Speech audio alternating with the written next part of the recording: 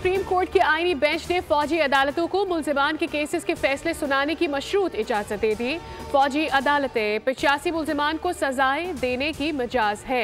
फौजी अदालतों के फैसले सुप्रीम कोर्ट में ज़ेर इल्तवा मुकदमात के फैसले से मशरूत होंगे।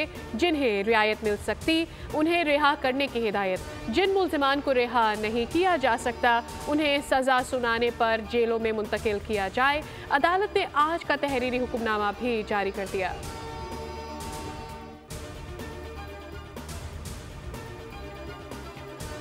चीफ जस्टिस की ज़ेर सदारत सुप्रीम जुडिशल काउंसिल का इजलास 36 ज़ेर इल्तवा शिकायत में से 30 निपटा दी। 5 शिकायत पर मुताल्लिका जजेस से जवाब मांग लिए। जजेस के कोड ऑफ कंडक्ट और सुप्रीम जुडिशल काउंसिल के रूल्स में तरमीम का जायजा लिया गया। कोड ऑफ कंडक्ट और रूल्स में तरमीम के लिए जस्टिस मुनीब अख्तर की सरबराही में कमेटी कायम कर दी गई। सुप्रीम जुडिशल काउंसिल इजलास का एलामिया जारी कर दिया गया।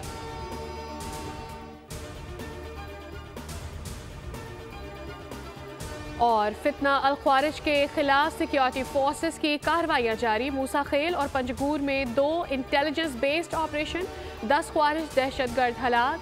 ISPR के मुताबिक 9 दिसंबर से अब तक 43 खारजी दहशतगर्दों को जहन्नुम वासिल किया जा चुका है। खैबर पख्तूनख्वा में 18 और बलूचिस्तान में 25 दहशतगर्द अंजाम को पहुंचे। ISPR ने कहा कि ख्वारिज के मुकम्मल खात्मे और अमन की बहाली तक फोर्सेस के ऑपरेशन जारी रहेंगे। सदर और वजीर आजम का सिक्योरिटी फोर्सेस को खिराज तहसीन। सब्सक्राइब करें और बेल दबाएं ताकि कोई खबर रह न जाए।